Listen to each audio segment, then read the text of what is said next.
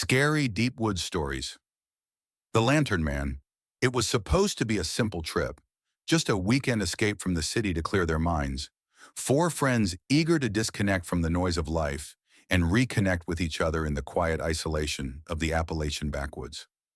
Tyler had found the cabin on a strange listing site that none of them had ever heard of, and though it wasn't marked on Google Maps, the photos looked rustic and cozy, nestled deep in a forgotten hollow surrounded by ancient trees and winding trails that hadn't seen footsteps in decades. They left at sunrise, car loaded with gear, spirits high, unaware that they were driving towards something none of them would understand until it was far too late. The road narrowed the deeper they went, twisting like a serpent through thickening woods, the canopy above strangling the sunlight until the sky disappeared altogether. Even their phones had long since lost signal. Tyler drove while Maddie navigated from a printed map, Jake and Laura sleeping in the back, lulled by the rocking motion and rhythmic crunch of tires over gravel. By the time they reached the cabin, the sky had dimmed unnaturally, though it was still early afternoon. The trees around them tall and too still, as if the forest were holding its breath. The cabin stood crookedly between two hills, made of blackened wood that looked older than any of them expected, its shutters swaying slightly in the windless air. A rotting sign above the door read, "Hollowmere," carved into the wood in jagged letters half swallowed by moss. "This place is a lot creepier than the pictures," Maddie whispered, stepping out of the car, her voice muffled by the oppressive quiet. Tyler laughed, but it sounded forced. "It's just old, makes it authentic." Inside, the cabin was musty and dim, but functional. There were old furnishings, a fireplace with soot still clinging to the stones, shelves lined with dusty books and cracked oil lanterns. Laura joked that they were in a horror movie setup, and everyone laughed except Jake, who kept glancing at the woods as if something unseen had followed them. That night, they lit a fire, shared drinks, and told ghost stories. Maddie told them about the Ash Hollow Witch, a local legend she had read about before the trip.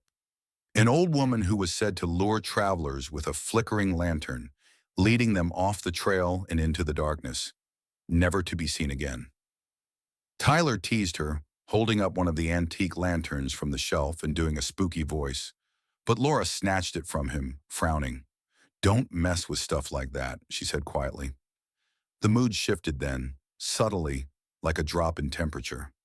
Later, as they drifted off to sleep, Tyler awoke in the middle of the night to a strange sound. The creak of a door, the faint patter of footsteps just outside. He sat up listening. There was a flickering light coming from beyond the window, like someone walking with a lantern through the trees.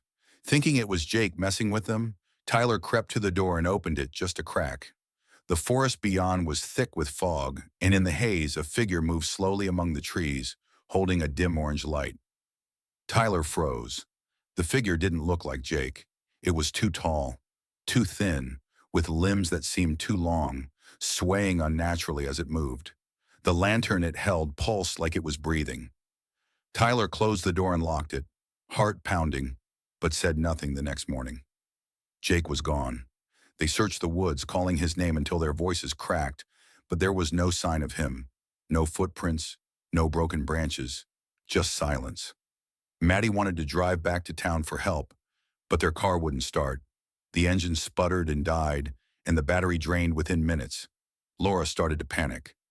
"We're stuck here," she whispered, staring out into the forest, where the mist still clung to the trees like spiderwebs.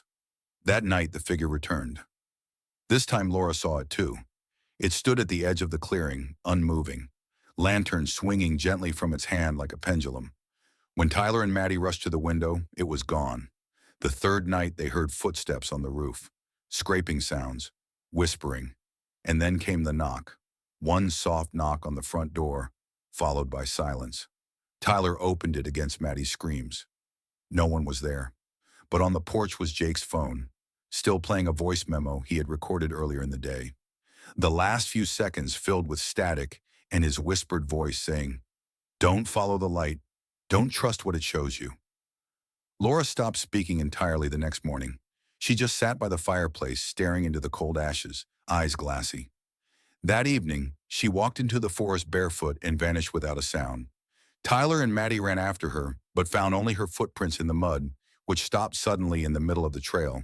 No blood, no struggle, just absence. They barricaded the cabin that night, but the lantern's glow still flickered just beyond the windows. Closer now. Maddie began hearing voices that no one else could, whispers from the trees, pleading, crying, mocking. Tyler tried to stay strong, but fear ate at him like rot.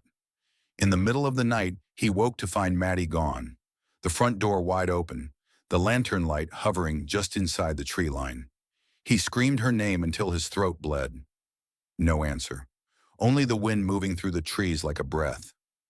Now he is alone, trapped in a place that doesn't exist on any map, with no car, no phone, no friends. Only the figure that comes closer each night, its lantern swinging, whispering his name.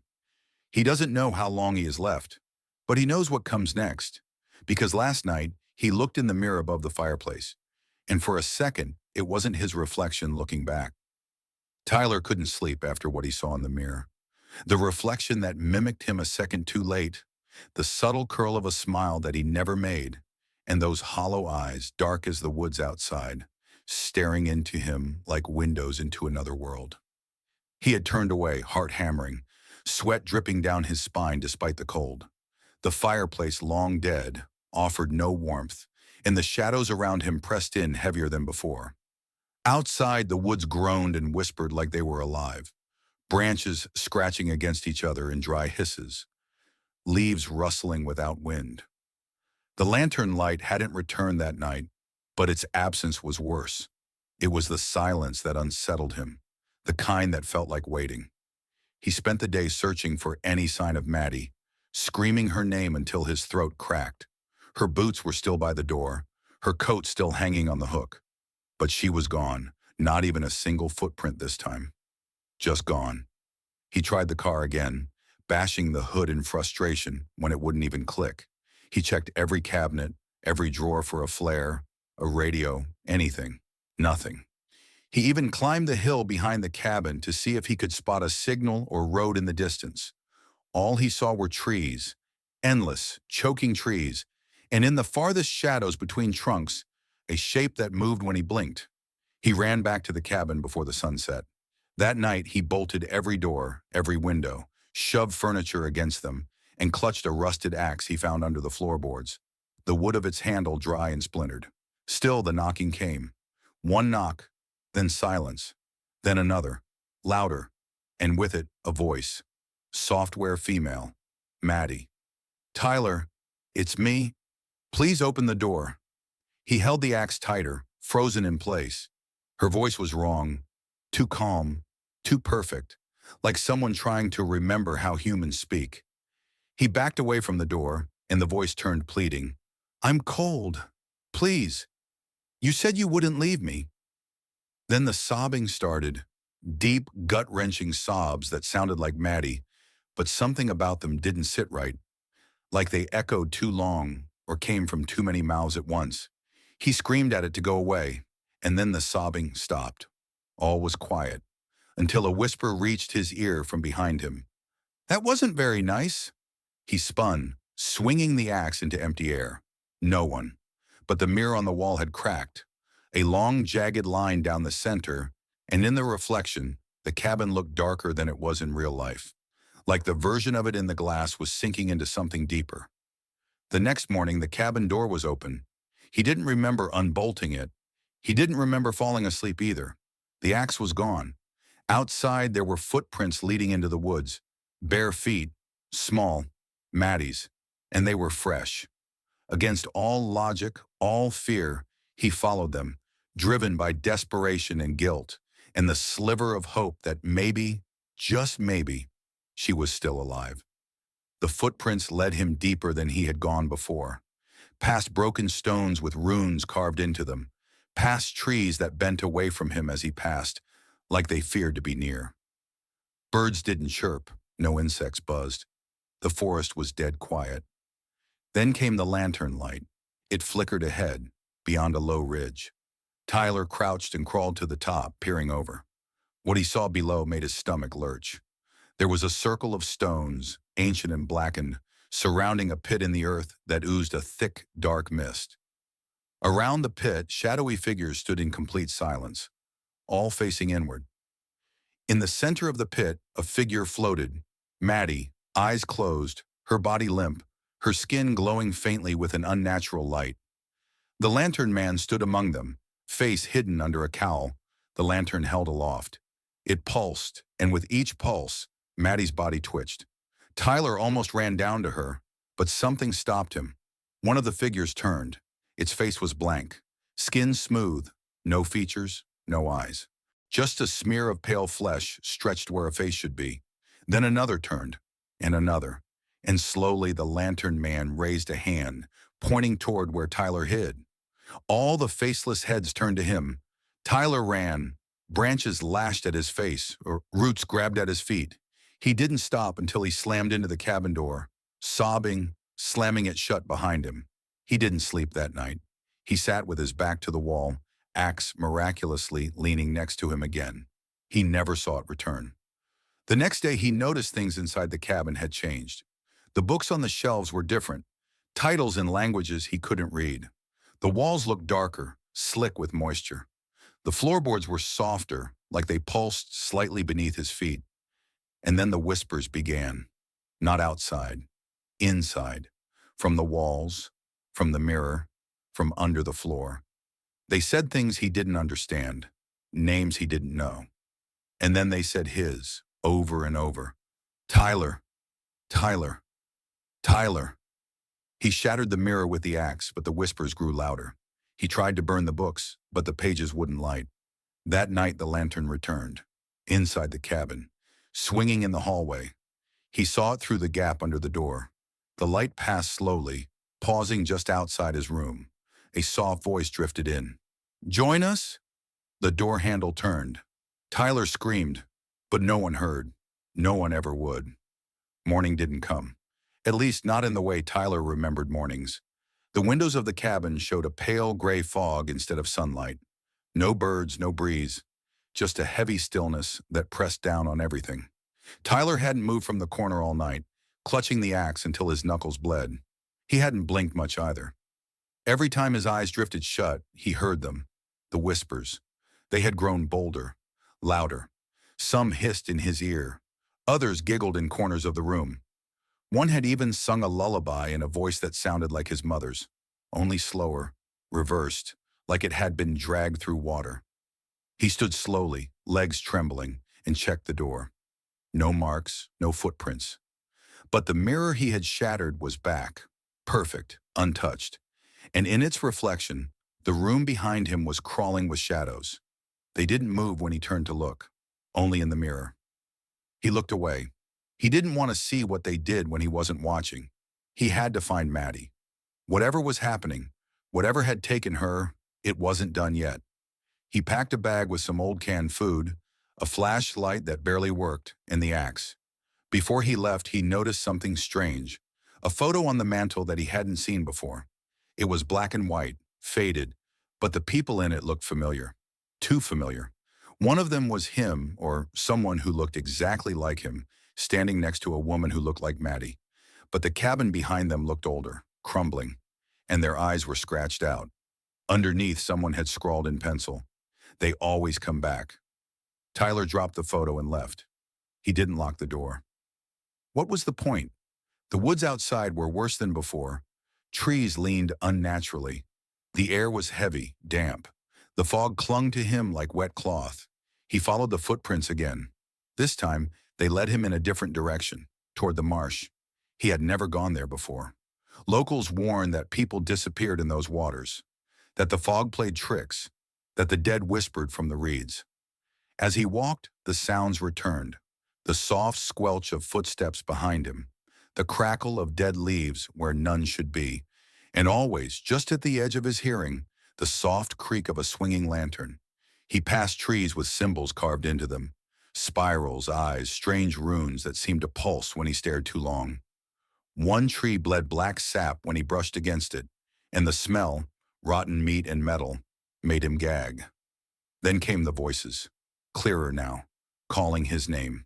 Tyler, sometimes in Maddie's voice, sometimes in his own, sometimes in both. They echoed from every direction, bouncing through the trees. "Help me! It's cold down here! Why did you leave me? Open your eyes!" Then ahead in the fog, the light returned. The lantern, swinging gently. Tyler crouched, gripping his axe. The figure carrying the lantern stepped forward, slowly, steadily. It wore a long cloak, tattered at the edges, and its face was hidden in shadow. But behind it, Tyler saw more shapes. People, or things that used to be people. Twisted, faceless. Some crawling, some hunched and broken, whispering in garbled tones. One of them looked just like him. The lantern man raised his hand, and the whispers stopped. The woods went deathly silent. Then the figure extended the lantern toward Tyler. The flame inside flickered once, then flared. In that burst of light, Tyler saw flashes, memories that weren't his. People running through these same woods, screaming, faces twisted in terror, a girl with blood on her hands, a man hanging from a tree, Maddie crying as hands dragged her beneath the earth. And over it all, a voice, not spoken, but in his mind, ancient, cold. "You are the key. You are the echo." Tyler stumbled back, but the forest had changed. The path was gone. The trees were different, closer. He turned to run, but found himself in front of the cabin again. Only now it was different. Older, rotted, the roof caved in, windows shattered. The door swung open slowly on its own. He didn't want to enter. He had to. Inside, the walls were covered in symbols, written in black tar. The air buzzed with energy, heavy and hot. The mirror above the fireplace was larger now, too large. And in its reflection, the cabin was full of people. Dozens of them, all standing still, all staring at him. He turned, no one there, just empty air. But the mirror showed them still. And then, one by one, they began to move. In the reflection, not in the room, they turned their heads slowly toward the mirror's glass, toward Tyler, and smiled. The whispers grew louder. The mirror began to hum, its surface rippling like water. Tyler took a step back, but the floor cracked beneath him. Hands reached up from the boards, pale, long-fingered, and tried to grab his ankles. He screamed, swinging the axe down, severing one, black ichor spraying up like oil. The hand twitched on the ground, still reaching. He ran into the hallway, but it stretched longer than it should have. The door at the end kept retreating. Behind him, footsteps. Not one. Many. He kicked open the nearest room and slammed the door. It locked on its own. In the center of the room, on the bed, lay Maddie. Eyes closed, breathing shallow. Tyler rushed to her, grabbing her shoulders. "Maddie, wake up!" Her eyes fluttered open, but they were black, empty. She opened her mouth to scream, but what came out was the sound of the lantern creaking. Then her body arched violently, and her mouth kept opening, wider than should be possible. Shadows poured out of her, crawling up the walls, whispering in tongues that made Tyler's ears bleed. He backed into a corner, shaking, watching as the shadows formed shapes. People he knew, people he didn't, all of them with their eyes scratched out. Maddie sat up, her head twitching unnaturally. Her voice returned. "He's waiting, Tyler. He's inside you now." Then her face began to peel back, revealing another beneath it, his own, smiling, laughing, mocking. Tyler screamed, and everything went dark. Tyler woke gasping, the air thick with damp rot and the choking scent of old wood smoke. He was no longer in the bedroom. The walls around him were not of the cabin anymore, but something older, rough stone, damp with moisture, and covered in a thick layer of moss that pulsed like living skin. He couldn't tell how he had gotten here. His fingers still clutched the axe, slick with something he hoped was just sweat. He stood slowly, every part of him aching, his ears still ringing from the screams. The darkness around him was total until a faint orange glow began to shimmer down the corridor ahead. The lantern. Always the lantern. The creaking came next, followed by the rhythmic thump of footsteps. Too slow, too deliberate, as if time itself was dragging the figure forward. Tyler didn't want to move, but something pushed him forward, an invisible pull deep in his gut, like a hook embedded in his soul. He walked, feet scuffing on the uneven stone, breath shallow. The tunnel narrowed and the air became humid, heavy with whispers. They slithered along the stone, crawling over his skin, into his ears, murmuring his name in 1,000 voices. Some he recognized, his sister's, his childhood self, his mother's voice right before she died. Others were strangers, whispering warnings, threats, secrets he didn't understand. "You were born of ash," one voice hissed. "You were chosen to remember." Then he stepped into a circular chamber. Torches blazed to life along the walls, but their flames were a sickly blue. In the center stood a stone altar, and atop it lay the mirror. The same mirror from the cabin, though now it was massive, taller than Tyler, and its surface rippled like liquid glass. He approached slowly. His reflection looked back, tired, hollow-eyed, but behind it he saw movement, shadows pacing, faces watching. His own reflection blinked out of sync. Then it grinned. Tyler stepped back. The mirror bulged outward, then cracked down the center, a spiderweb of fractures blooming like a flower. Something inside was trying to come through. He heard laughter, deep, ancient, and mocking. The lantern man's voice, not with words but inside his mind, twisting his thoughts, pulling memories from the corners of his brain. Tyler dropped to his knees as images overwhelmed him. Maddie in a well, screaming his name. A boy in a red raincoat dragging a lantern across the floor of a flooded cellar. A man with no eyes writing in blood on a cabin wall. "Bring me the broken one," the voice thundered. "The hollow vessel. You were shaped for this." Tyler screamed and the mirror shattered, shards flying out, but never hitting the floor. They froze mid-air, spinning slowly, reflecting moments from 100 lives that weren't his. In one, he saw himself hanging from a tree, mouth open in silent terror. In another, he stood in the woods, holding Maddie's hand, both of them smiling before shadows swallowed them. He turned to run, but the chamber was gone. He was back outside. Night. Again. Always night. The forest surrounded him, trees leaning in like silent witnesses. The path was gone. No stars above, just swirling gray clouds. In the distance, he heard the hum of the lantern. Tyler ran. Branches scratched at his face. Roots clawed at his boots. Something howled behind him, inhuman and hungry. Then he saw her, Maddie, standing in a clearing, unharmed, eyes wide with terror. "Tyler, run!" she shouted, but her voice was swallowed by the trees. Before he could reach her, the ground opened beneath her feet. She fell screaming, dragged down by unseen hands. He dove after her, catching only air. He hit the ground hard. Pain shot through his side. He was in the clearing now, alone. No Maddie, just a circle of burned grass and scorched trees.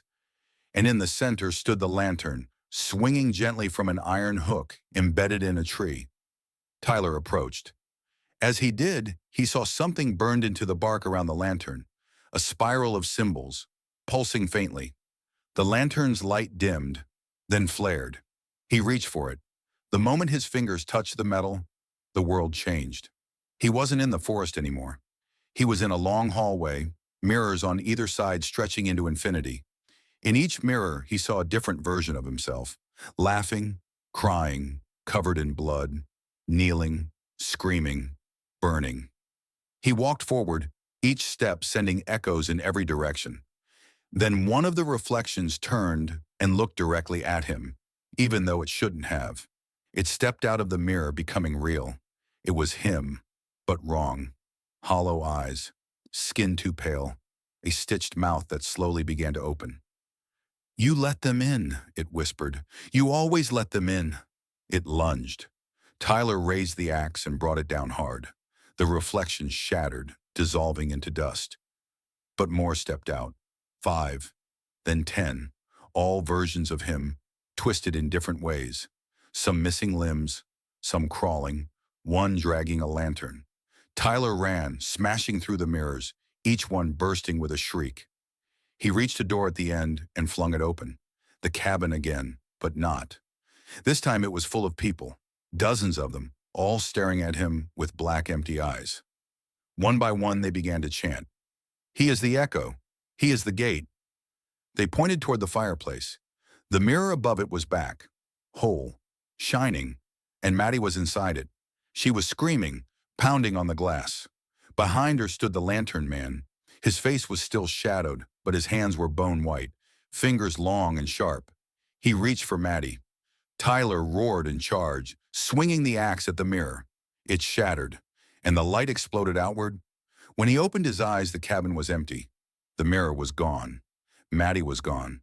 And carved into the wall in scorched wood were the words, "One more piece remains."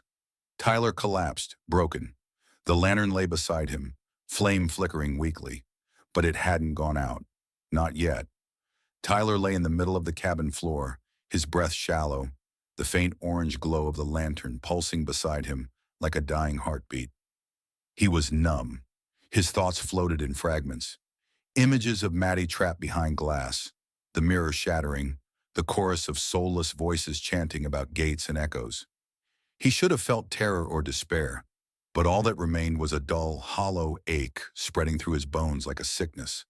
The silence in the cabin was unnatural, thick and pressing, as if sound itself had been banished.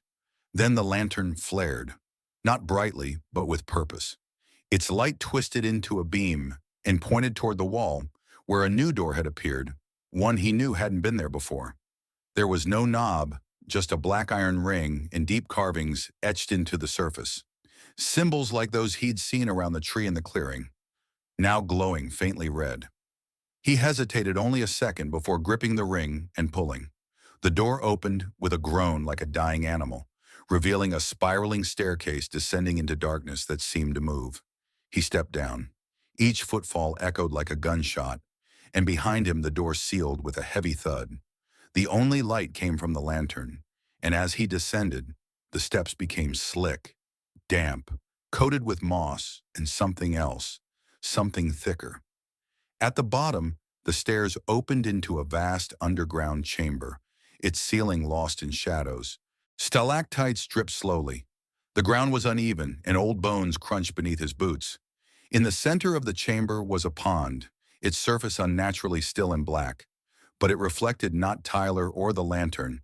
It reflected Maddie, still trapped, eyes wide, silently screaming. Tyler took a step toward the pond, but a whisper stopped him. It wasn't in his ears, but inside his skull, scratching at his mind like fingernails on glass. He turned.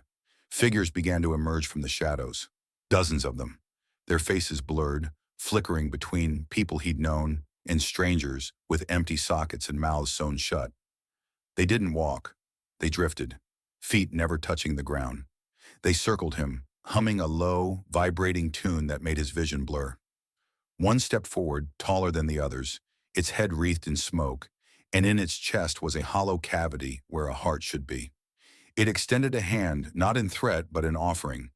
In its palm was a shard of glass, mirror glass, still slick with blood. Tyler took it. Instantly, pain lanced up his arm, and he fell to his knees as memories poured into his head. Not his own. A woman burning alive in the woods, a boy buried beneath floorboards, a priest hanging from the rafters, his eyes gouged out by unseen claws. The lantern man, always watching from the periphery, always closer than anyone realized. Tyler screamed, but the voices screamed louder. The figures vanished. The pond was boiling now. A hand broke the surface. Maddie's. She was reaching for him, her eyes wild with desperation. Without thinking, Tyler charged forward and plunged into the black water. It was freezing and endless, pulling him down, away from light, air, thought. He swam or tried to, but there was no up, no down, only pressure and whispers. Then he saw her, Maddie, suspended in the void, her skin pale, her mouth open in a silent scream. He reached for her, but something pulled her back. A clawed hand. The lantern man beneath the surface, his face now fully visible, rotted, stitched, eyes glowing like coals. Tyler lunged and grabbed Maddie's wrist. For a second, he felt resistance. Then the mirror world shattered, and they both flew upward, coughing, gasping, emerging from a puddle back in the forest clearing. It was morning. Birds chirped. Sunlight slanted through the trees. But something was wrong. Maddie sat beside him, shaking, alive. But her eyes weren't quite right. She looked at him with recognition, but also something else, something foreign. "Tyler," she said, her voice slightly off. "We have to leave now." He nodded numbly, helping her up. They began walking. The path, once lost, had returned. They reached the car, untouched, as if nothing had happened. The drive back was silent. Maddie stared out the window, humming the same tune the shadows had hummed in the chamber. Tyler's hands trembled on the wheel. He didn't speak, couldn't. When they reached their town, it was wrong. The streets were deserted. Lights flickered. A church bell tolled in the distance, though it was far from Sunday. The air buzzed with static. They stopped at a red light that never turned green. A man crossed in front of them, his face blank, dragging a lantern on a chain. Maddie whispered, "They're already here." That night, Tyler woke to whispers in the walls. Maddie stood at the foot of the bed, holding the lantern. Her eyes glowed faintly orange. "He's not done," she said. "You brought him through." She opened the mirror in their bedroom, like a door. Inside was the forest, darker than ever. The lantern man waited, lantern swinging, flame burning blue. He beckoned, and Tyler knew this was far from over. The air inside the mirror was not air at all. It was thicker, charged with something ancient and wrong, a pressure that sat heavy on Tyler's chest as he followed Maddie through the glass. The moment his feet touched the ground on the other side, the forest closed in behind him, swallowing the mirror door as if it had never existed. Trees twisted unnaturally, their limbs contorted like writhing arms, and every leaf seemed to vibrate with a low, inaudible hum that echoed somewhere deep within his skull. The light here was a perpetual twilight, neither day nor night, with no visible source but somehow enough to see the path ahead. Barely. Maddie walked without hesitation, the lantern cradled in her arms like a child, its blue flame flickering without heat, casting shadows that moved against the grain of their bodies as if alive. Tyler tried to speak but found that sound didn't carry here. His voice hit the air and died, muffled as though drowned in water. He jogged to catch up, tapping Maddie's shoulder. She turned slowly, her expression unreadable. Her eyes, those weren't Maddie's eyes anymore. They were deeper, colder, as if something else had taken residence behind them. Still, she nodded, as if she could hear thoughts, not words, and gestured for him to follow. The path split ahead, one side descending into a gnarled ravine filled with skeletal trees and stagnant fog, the other ascending into rocky cliffs that bled black tar. Maddie chose the ravine. As they descended, time bent. Tyler saw things that couldn't be real. Flickers of his childhood home buried in the roots of trees. His mother crying behind a window made of bone. Flashes of Maddie smiling before her face twisted into the lantern man's grin. The path narrowed until they were walking single file, and Tyler began to feel the sensation of being watched not just from behind, but from inside. The woods had grown eyes, some open, some sewn shut, blinking from beneath bark, from within mushrooms, even in the clouds above. Suddenly the ground trembled, and a deep groan came from beneath their feet, as though the forest was awakening. Maddie stopped and held the lantern high. The flame turned red. From the mist ahead, a figure emerged. Not the lantern man, but something older. A woman cloaked in vines, her face cracked like dry clay, eyes hollow, mouth wide in an eternal scream. She reached toward Maddie, whispering something neither of them could hear but both understood. Maddie didn't flinch. She stepped forward and placed the lantern in the woman's hands. The woman shrieked, a sound that exploded inside Tyler's head like a thunderclap, and vanished into smoke. In her place was a stone archway covered in writhing moss. Beyond it lay a cabin, smaller than the first, but radiating darkness like heat. Maddie turned to Tyler and mouthed a single word, "Truth." They stepped through together. The interior of the cabin was impossibly large, filled with mirrors, hundreds, thousands, each reflecting a different version of Tyler, Maddie, the forest, the world. Some showed futures, others twisted pasts, In one, Tyler saw himself hanging from a tree. In another, Maddie stood over his corpse with the lantern ablaze.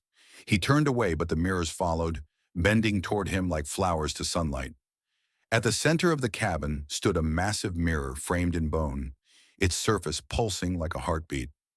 The lantern reappeared in Maddie's hands, its flame now purple. She held it up, and the mirror opened, not shattered, not cracked, but peeled back like skin. Inside was darkness. Then, a house. A normal suburban house, quiet, familiar. Tyler's house. Maddie stepped through first, disappearing into his childhood living room, which now hung suspended in the void. Tyler followed, and suddenly he was 12 years old again. His father stood in the corner, drunk, belt in hand. His mother cried silently. The scene played out just as he remembered, but with one difference: the lantern sat on the coffee table, unnoticed by anyone. Tyler moved to grab it, but the scene reset, and reset, and reset, again and again. Each time his father's blows grew more savage, his mother more distant. The whispers returned, louder now. "You left the gate open. You let him through. You fed the flame." Tyler screamed and ran forward, shattering the illusion. Glass exploded outward, and he found himself back in the cabin, panting, bleeding from his palms. Maddie was gone. In her place stood the lantern man, no longer obscured, no longer distant. He towered over Tyler, skeletal and yet swollen, his skin stitched and boiling beneath the surface, eyes like burning oil pits. His voice came not from his mouth but from everywhere. "You saw it," he said. "Now you must remember."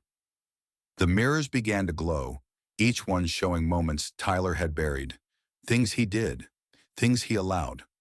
The night his brother drowned while Tyler watched from the dock, the girl who screamed for help in the woods while he walked away, the deer he hit and left to die. Every sin, no matter how small, exposed and magnified. "The forest feeds on guilt," the lantern man said. "You opened the door. You invited me." Tyler fell to his knees, broken. "What do you want?" he thought, since words still wouldn't form. The lantern man crouched low. "You already gave it to me. But now, she belongs to me too." A scream echoed from one of the mirrors, Maddie's voice. Tyler lunged forward, diving into the glass, and the cabin vanished. He fell through darkness for what felt like hours, tumbling through time and memory, until he landed hard in a clearing. It was night again. The lantern burned beside him, its flame now black. Maddie stood at the edge of the trees, but she didn't move. Her body jerked unnaturally like a puppet on strings. Her mouth opened, and the lantern man's voice spilled out. "Let's finish what you started." Then the woods came alive with figures, shadows of Tyler's past, Maddie's past, people who didn't belong. And the final game began. Tyler could barely comprehend the shapes rising from the woods, but he knew instinctively they weren't living, at least not anymore. They moved with a jerking slowness that mocked the rhythm of life, their limbs too long, their necks craning at impossible angles, and their eyes those glowing, hollow pits, locked onto him with burning familiarity. They were his regrets, his failures, his buried memories come to life, conjured and twisted by the lantern man's will. Maddie remained frozen at the edge of the clearing, her mouth still open, her body trembling violently as if trapped in a constant seizure. From her throat came the whispering chorus of 1,000 voices layered into one hideous cadence. "You chose silence. You chose yourself. Now the forest chooses you." Tyler backed away slowly, heart hammering, trying to understand what this final nightmare meant. But the forest had no logic, only punishment.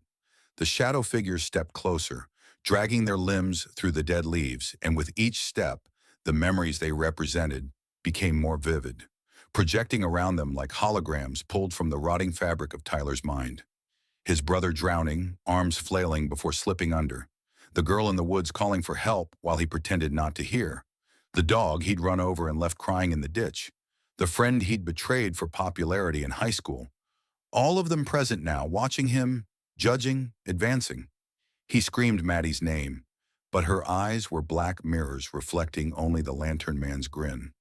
The lantern at Tyler's feet flickered, its black flame rising, twisting into a column of smoke that formed the shape of a door.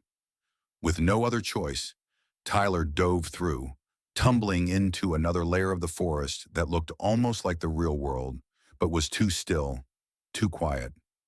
He stood in his old elementary school classroom, except every desk was occupied by a copy of himself at different ages.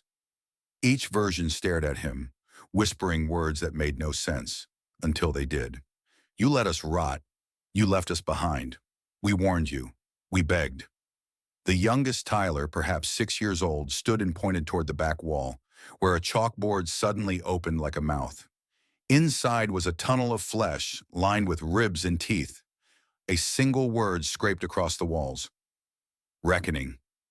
He was being forced deeper, deeper into himself. He walked. The tunnel closed behind him, leaving only the pulsing squelch of something alive beneath his feet. As he moved forward, the air changed. It stank of mildew and regret, of old books and burned photographs. He emerged into his teenage bedroom, unmistakable from the posters and scattered video games, but everything was covered in moss. The floor pulsed beneath him. Maddie was there, sitting on the bed, wearing the same clothes she wore the night she disappeared, but her face was split down the middle. One half her normal self, the other the lantern man's charred visage. You can't save her, she said, her voice doubled. You never could. You never wanted to. The bed collapsed into a pit, and she was gone again. Tyler fell in after her, tumbling past fragments of his own life like broken film reels.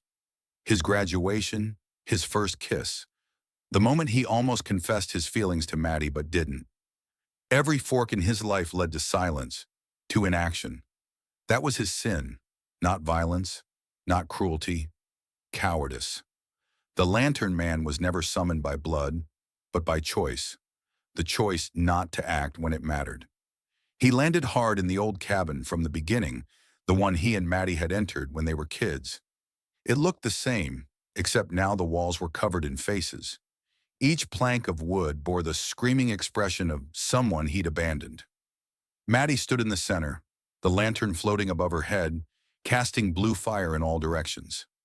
Tyler, she said, this time in her real voice, it's not too late. But the shadows gathered outside, howling, clawing at the walls. The lantern man's voice echoed again. Give her to me, and I will let you go. Keep her, and I will drag you both into the hollow. Tyler stepped forward. You want me? He shouted. Then take me. He grabbed the lantern. It burned him, seared his hands to the bone, but he held on. Maddie screamed as the light exploded outward, the cabin walls shattering, the faces peeling away in a whirlwind of smoke and fire. The shadows shrieked and burst into ash. The forest screamed. The lantern man roared. No! But Tyler didn't let go. He held the lantern high, and for the first time its flame turned white, a clean, purifying white that scorched the rot from the woods. The forest began to burn, not with fire but with truth. Every lie, every silence, every hidden memory now exposed. Maddie collapsed beside him, coughing, her eyes clear again. What did you do? She whispered. I gave it back, he said. All of it. The lantern cracked, then shattered. The flame rose into the sky and became a star. The forest shrank back, the darkness peeled away, and for the first time in what felt like eternity, Tyler saw daylight. They were lying in the clearing, the real one. The cabin was gone. The mirror was gone. The trees stood quiet and normal, birds chirping faintly overhead. Tyler sat up, aching, burned, shaking, but alive. Maddie was beside him, tears streaming down her face. It's over, she said. But Tyler wasn't so sure. Deep in the woods where the sun never reached, a single lantern still flickered. The silence that followed felt unnatural, as though the forest itself were holding its breath, waiting for something to shift, to snap back into place. And while Tyler and Maddie sat in that deceptively calm clearing, a creeping sense of wrongness slid down their spines like cold sweat. Because though the light had returned and the dark seemed banished, the air still smelled faintly of charred wood and old secrets. And somewhere beyond the visible line of trees, A faint flicker of amber light blinked once, then vanished. Maddie clutched Tyler's arm tightly, her fingernails digging into his skin. Not out of fear, but out of need, like a drowning person gripping the last solid thing in the world. And Tyler, despite everything he'd done, everything he'd failed to do, held her back with the same intensity. "We have to go," she said, barely above a whisper. And though they had no direction, no bearings, and no idea how much time had passed, minutes, hours, days, they moved, stepping cautiously through underbrush that now felt too quiet, too clean, too staged, as though the forest had dressed itself in normalcy to hide something deeper, something still watching.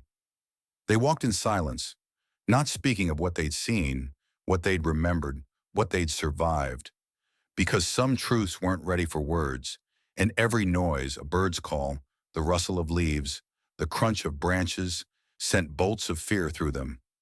Then just when the tension began to ease, just when the path opened onto what looked like an old ranger trail marked with faded signs and rusted metal stakes, they saw it, a child's shoe, half buried in the mud, still pristine, still white, as if it had been placed there recently.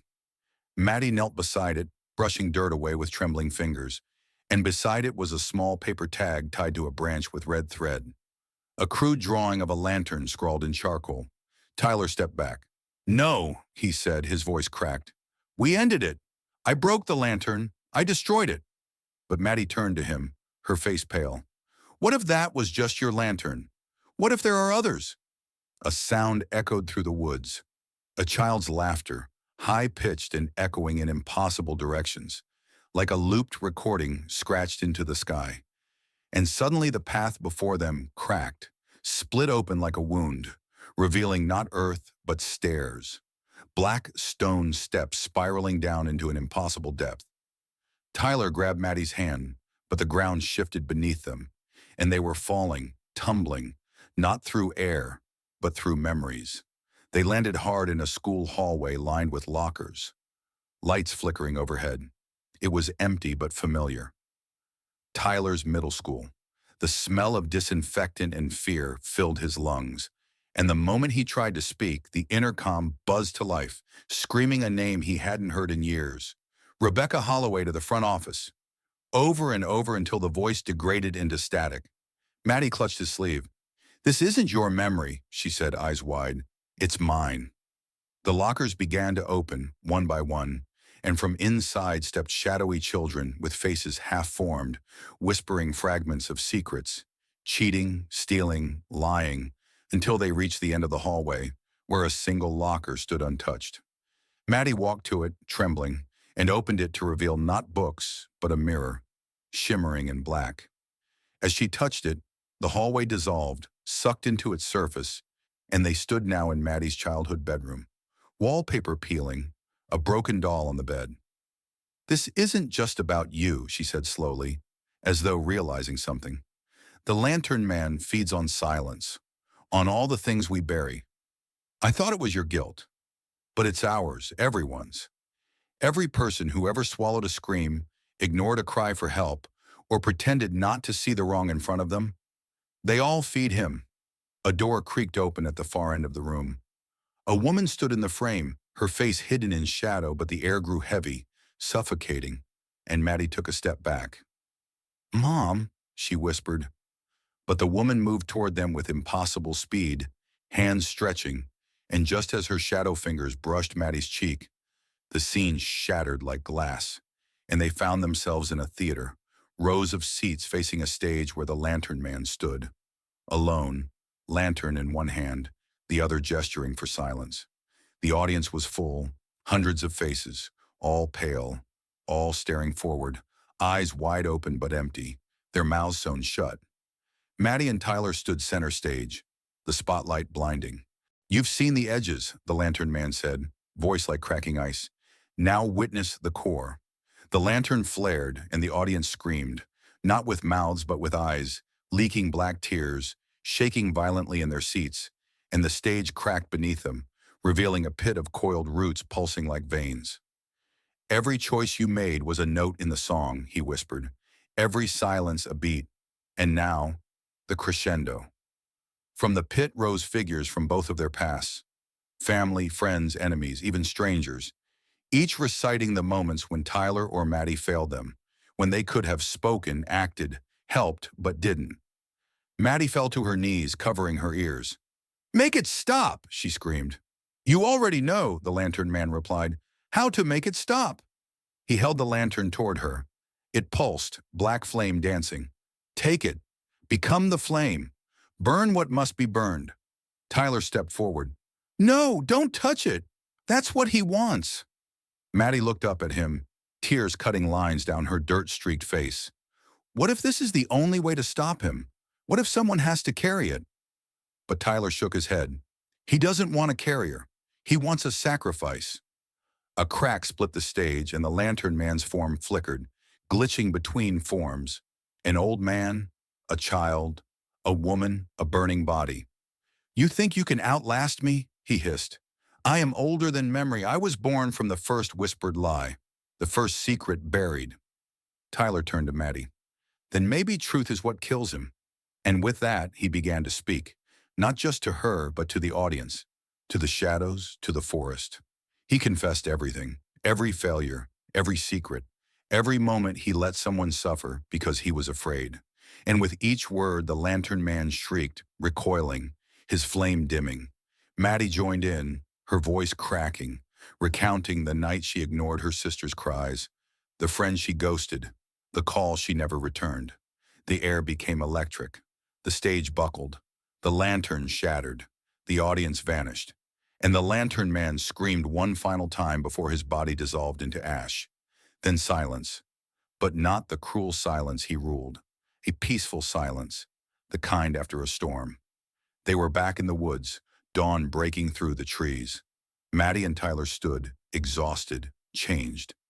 And somewhere deep in the forest, something let go.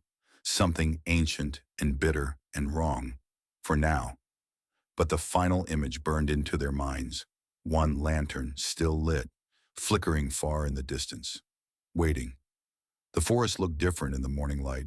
Not brighter or safer, but thinner somehow, like a mass slipping, exposing a frail truth beneath the bark and branches.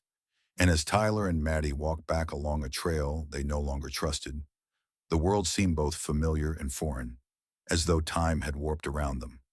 Trees leaned in slightly, not menacing but curious, watching. The wind carried whispers, not malevolent but full of memory. Birds returned slowly, their songs hesitant, like a choir after a funeral. And with every step they took, the ground beneath them felt less like soil and more like layered skin, each footprint peeling something old and buried. They didn't speak much. Their throats were raw from screaming truths, from confronting horrors stitched into their bones. Maddie's hand never left Tyler's arm, not out of fear anymore, but solidarity, like survivors tethering their spirits together so neither would fall into silence again. They emerged from the tree line near a road that hadn't been paved in years, its surface cracked like dried lips, and a rusted sign barely clung to its post. "Welcome to Halloween County." Maddie stared at it, blinking. "That wasn't there before," Tyler frowned. "It wasn't. We entered from the north, but this feels like somewhere else entirely." A car approached. An old pickup, headlights flickering like dying stars. It slowed, the driver window rolling down to reveal a gaunt man with eyes too large and too calm. "You two lost?" he asked. His voice was smooth, but beneath the calm was a cadence too practiced. "We came from the woods," Tyler said, nodding behind them.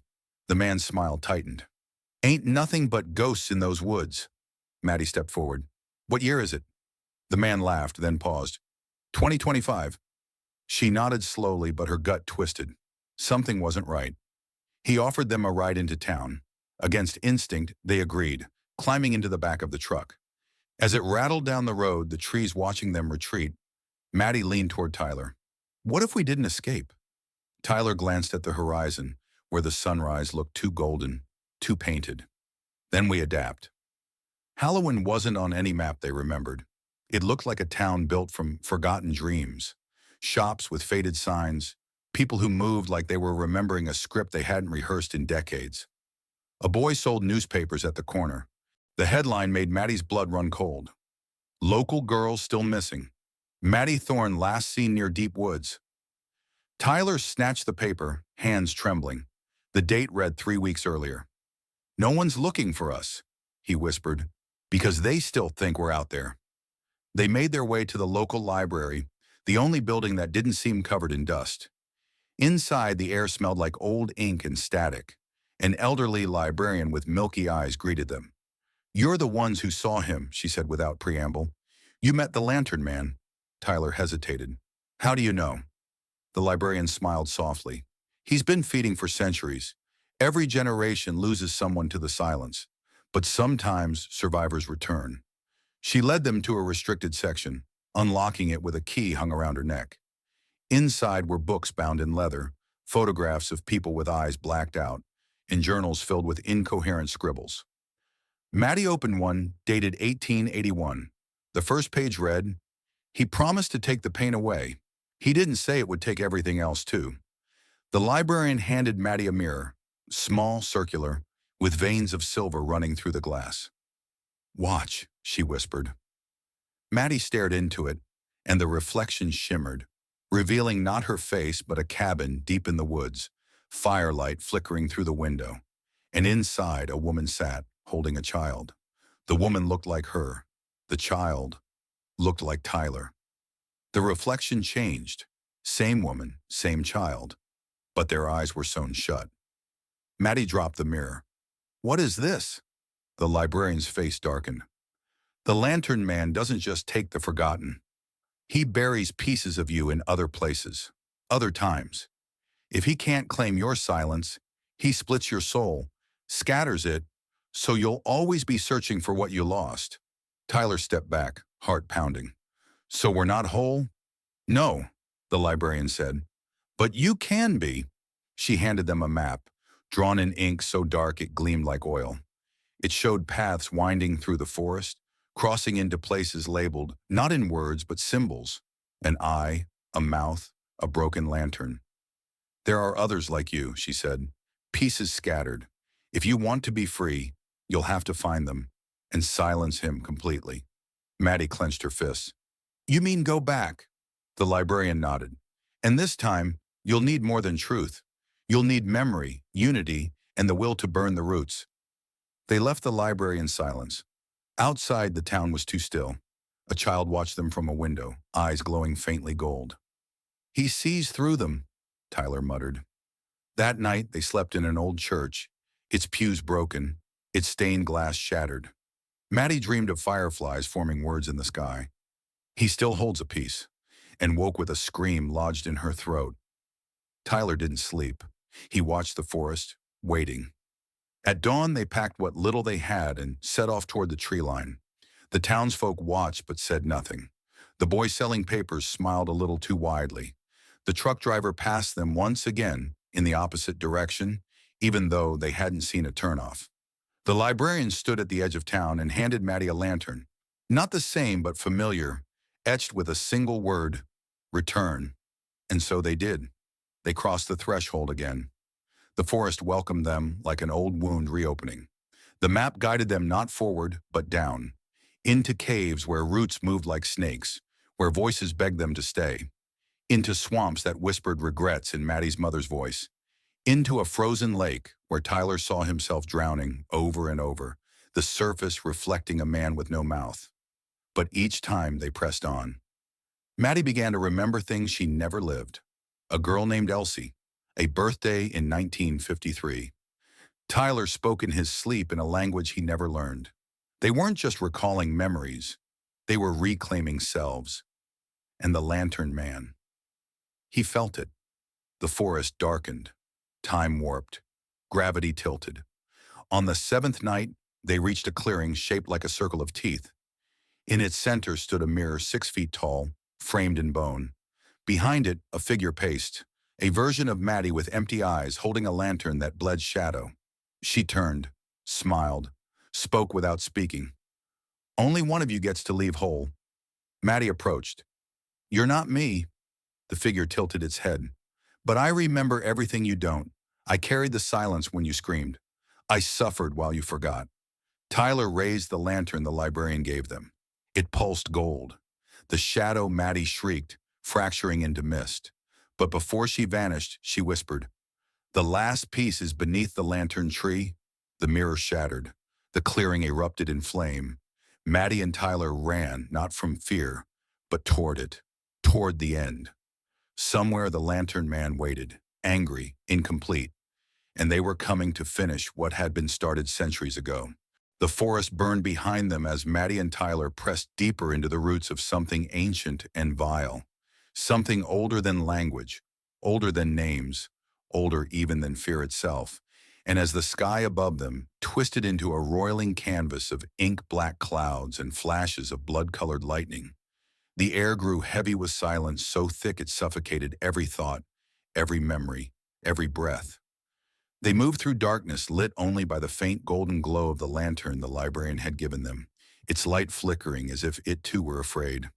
And every step toward the heart of the woods made the trees bend unnaturally, their bark bleeding sap that glistened like oil. The map in Maddie's hand, once so precise, had begun to shift as though alive, the ink trails writhing, changing direction, drawing them toward a destination neither of them could name, until they reached a clearing choked in fog and shadow. And there, beneath a gnarled tree with branches like skeletal fingers and a hollow trunk that oozed darkness, stood the lantern man, tall and thin and cloaked in robes made of stitched faces, his lantern swaying from one impossibly long arm, casting shadows that moved against the laws of nature. Maddie froze, her breath catching as memories not hers poured into her mind. Dying children whispering lullabies, mothers screaming in silence, generations swallowed by this thing before her. Tyler stepped forward, lifting the golden lantern, and the glow it emitted grew stronger, brighter, as if recognizing its enemy. The lantern man didn't speak. He didn't need to. His presence alone was a command, and the forest obeyed, roots rising like serpents, vines curling around Maddie's ankles, branches clutching at Tyler's arms. But they fought back, not with weapons, but with will, with memory, with pain reclaimed as power. Maddie remembered her brother's voice, her mother's lullabies, the sound of laughter on summer nights, and with each memory she conjured. The roots loosened, the vines shrank, and the tree itself groaned as if wounded. Tyler focused on the moment he had first seen Maddie, the moment he had chosen to stay instead of run. And as that truth solidified in his heart, the golden lantern flared, sending a pulse of pure light that shattered the branches around him. The lantern man screamed, a soundless howl that ripped through the air like a psychic blade, and suddenly they were no longer in the forest but inside it, inside the mind of the entity, a realm of infinite mirrors, each reflecting a different moment, a different loss, a different lie. Maddie turned and saw herself as a child, being pulled into a dark closet, whispering promises to something that looked like her father but wasn't. Tyler saw his own funeral, empty pews, a casket that bled shadows. The lantern man stepped through a mirror, multiplying with each pane he crossed, until a dozen versions surrounded them, all swaying their lanterns, all reaching for their souls. Maddie clenched her fists and screamed, not in fear, but in fury, in defiance, in pure human rage, and the mirrors cracked. "You don't own me," she shouted. "I remember who I am." The lantern in Tyler's hands blazed brighter than the sun, and he hurled it forward, where it struck the largest mirror, the one showing the first victim, the original Maddie, a girl from centuries past whose soul had been caged here all along. The glass exploded, and from the shards a wail rose, not one of pain, but of release. The other mirrors shattered in a chain reaction, the false lantern men vanishing like smoke, and the real one staggered back, his robes unraveling, revealing a body made of writhing mouths of hungry silence. Maddie stepped forward, holding out her hand. The tree behind them pulsed, its hollow trunk now glowing with golden light.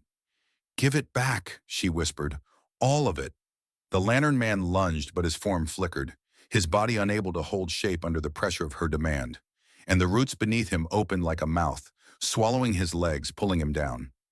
As he sank, he released one last burst of shadow which Maddie absorbed into herself, refusing to let it escape. She screamed as the pain tore through her, but she held it, tamed it, and finally cast it into the tree. The hollow exploded in light, and then silence. True silence. Not the kind that steals, but the kind that heals. The forest stopped breathing. The branches settled. The fog cleared. The ground warmed.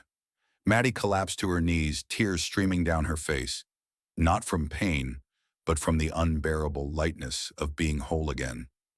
Tyler knelt beside her, placing a hand on her shoulder. "It's done." She nodded, unable to speak. They sat there for what felt like days, letting the forest reshape itself, letting time flow naturally once more. When they finally stood, the path ahead was clear, a real path, lined with flowers and sunlight and birdsong. They walked it together. When they emerged from the woods, the town of Halloween was gone. In its place was an open field, wild and free, and in the distance a road with real cars, real people, real life. A woman stopped her car and asked if they were okay. Maddie smiled. "We are now." She didn't explain. There was no way to.